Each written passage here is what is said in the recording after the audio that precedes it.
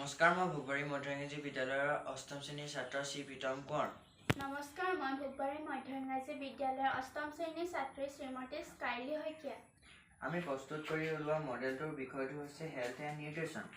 স্বাস্থ্য, খাদ্য, পৰিষ্কাৰ পৰিচ্ছন্নতাই সুস্থ জীৱন যাপনৰ চাবিকাঠি। সুস্বাস্থ্য, পুষ্টিকৰ খাদ্য আৰু প্ৰকৃত পৰিষ্কাৰ পৰিচ্ছন্নতাৰ ওপৰত নিৰ্ভৰ কৰে। সুষম আহাৰে প্ৰয়োজনীয় পৰিপোষক, ভিটামিন আৰু খনিজ লৱণ যোগান ধৰে, যিয়ে দেহৰ শক্তি বৃদ্ধি কৰে আৰু বেমাৰ আজাৰৰ পৰা ৰক্ষা কৰে।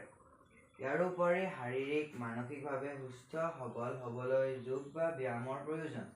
নিয়মিত ব্যায়াম আৰু শাৰীৰিক অনুশীলনে দেহৰ ৰোগ প্ৰতিৰোধ ক্ষমতা বৃদ্ধি কৰে। ইয়াৰ ওপৰতে ভিত্তি কৰি এই আৰ্হিটো প্ৰস্তুত কৰি উলিওৱা হৈছে।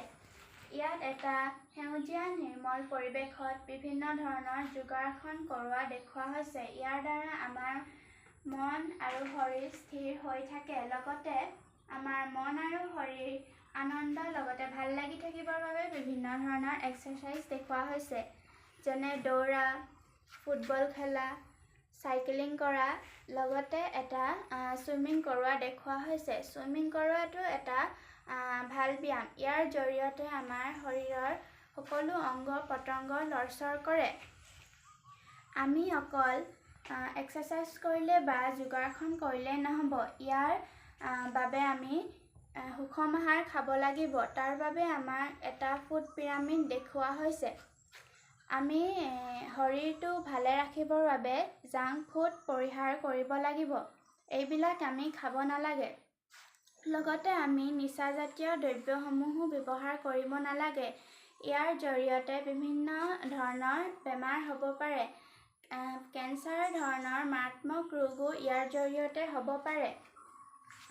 লগতে আমাৰ পৰিৱেশটো চাফ চিকুণ কৰি ৰাখিবৰ বাবে এটা ডাষ্টবিন ব্যৱহাৰ কৰা দেখুওৱা হৈছে। এই ডাষ্টবিনটোত বিভিন্ন ধৰণৰ লেতেৰা সামগ্ৰী ইয়াতে পেলাব পাৰিব।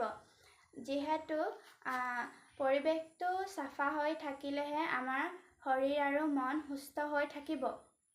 পৰিৱেশটো অপৰিষ্কাৰ হৈ থাকিলে বিভিন্ন ধৰণৰ বেমাৰো হ'ব পাৰে। ইয়াত এটা হেল্থ ক্লাব দেখুওৱা হৈছে। ইয়াৰ জৰিয়তে আমি বিভিন্ন ধৰণৰ এক্সাৰচাইজ কৰিলে যদি কিবা হয়, ইয়াত ইমাৰ্জেঞ্চি প্ৰাইমেৰী চিকিৎসাও আছে। ইয়াত বিভিন্ন ধৰণৰ ইনড'ৰ গেম কৰিব পাৰি। লগতে এটা ইক' ক্লাব দেখুওৱা হৈছে।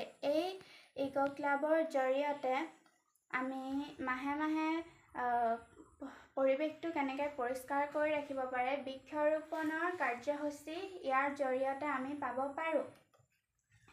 এই সকলোবিলাকৰ ওপৰতে ভিত্তি কৰি এই আৰ্হিটো প্ৰস্তুত কৰা হৈছে, যাতে নৱপ্ৰজন্মই বুজি পায় যে স্বাস্থ্যই যে পৰম সম্পদ, এই কথা উপলব্ধি কৰিব পাৰে। লগতে এই নিচাজাতীয় দ্ৰব্য, জাংক ফুড এইবিলাক যাতে পৰিহাৰ কৰে, এই আৰ্হিটোৰ জৰিয়তে দেখুওৱা হৈছে। আৰু আমি আশা কৰিম এই আৰ্হিটো দেখিয়েই যে নৱপ্ৰজন্মই জাংক ফুড, নিচাজাতীয় দ্ৰব্য এইবিলাক পৰিহাৰ কৰে। নমস্কাৰ।